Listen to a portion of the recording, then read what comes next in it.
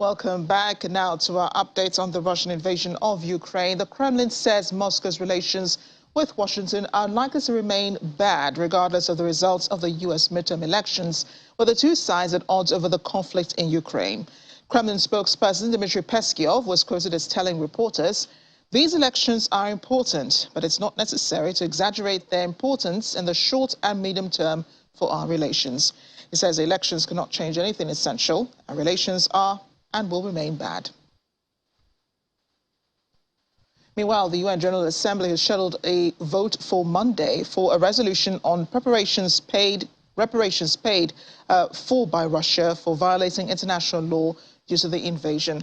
Obtained by the Associated Press, a draft resolution would recognize the need to establish an international mechanism for reparations for damage, loss or injury arising from Russia's wrongful acts against Ukraine. It would recommend that the Assembly create an international register to document claims and information on damage, loss or injury to Ukrainians and the government caused by Russia. On Tuesday, Ukrainian President Volodymyr Zelensky said that the only way he would sit down in negotiations with Russia is if its borders were restored and Russia compensated Ukraine for its losses.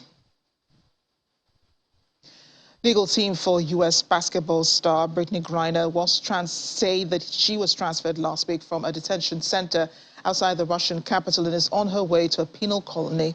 The two-time Olympic gold medalist was arrested on February 17, a week before Russia sent troops into Ukraine at a Moscow airport with vape cartridges containing cannabis oil, which is banned in Russia. She was sentenced on August 4th to 9 years in a penal colony on charges of possessing and smuggling drugs. Griner had pleaded guilty but said she'd made an honest mistake and had not meant to break the law. Neither Griner's exact whereabouts nor her final destination were known, according to the legal team, saying that in line with Russian procedures, her attorneys as well as the U.S. Embassy should be notified upon her arrival at her destination. The notification will take up to 2 weeks to be received. The White House says President Biden has directed his administration to prevail on her Russian captors to improve her treatment and the conditions she may be forced to endure in a penal colony.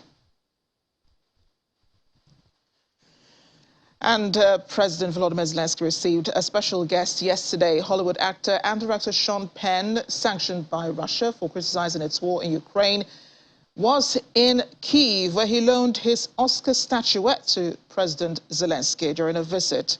On Tuesday, Penn was quoted as telling Zelensky, "It's just a symbolic, silly thing." Seated beside the Ukrainian leader at a ceremonial table and pressing his hand on his arm to emphasize his words as aides smiled and laughed, he told him, "When you win, bring him back to Malibu." Mr. Zelensky presented Penn, who's making a documentary in Ukraine and marking his third wartime visit, with the Order of Merit honor for strengthening relations, backing Ukraine's territorial integrity and helping to popularize the country. A video showed the two men on their way to view a plaque bearing Penn's signature, dated February 24. The date of the Russian invasion, and set in the paving stones of an alley of courage that Zelensky inaugurated in August to honor friends of Ukraine. The president of Ukraine, who's also a former comedian and an actor, said later in the video, in his video address at night, that Penn had been doing everything to help Ukraine gather international support ever since he visited the Ukrainian capital on the day of the invasion. Iran's top security official, Ali Shamkhani, has met with Nikolai Patrushev, the secretary of Russia's Security Council in Tehran, both reportedly talking about Iran ending the war or wanting to end the war in Ukraine.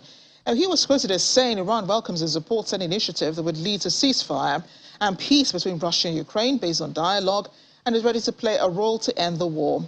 Patrushev reportedly criticized the role of Western media in misleading public opinion about how the Ukraine crisis started and its realities on the ground.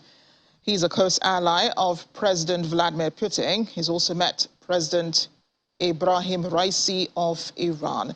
A pair's meeting come days after Iran, for the first time, admitted it sold drones to Russia, but claimed a limited number were shipped months before the start of the war. Ukraine accuses Tehran of lying about its weapons supplies to Moscow.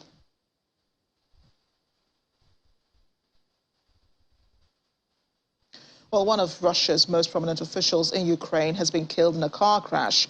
a blow to Moscow in the southern Kherson region. Amid growing talk, it is poised to withdraw its forces from the city of the same name.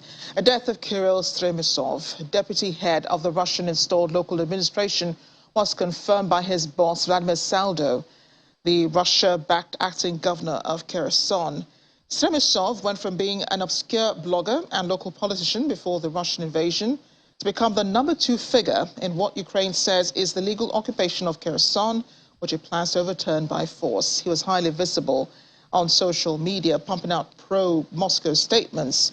In the most recent hours before his death, he denounced what he called Ukrainian Nazis and said the Russian military was in full control of the situation in the south. Meanwhile, drones have hit Dnipro, damaging a warehouse and wounding 4 workers. As fighters worked to extinguish the flames, which spread over 3,000 square meters, the site was reportedly hit with more drones. Iran, of course, acknowledged for the first time on Saturday it supplied Russia with drones, but said they were sent months before the Russian invasion of Ukraine.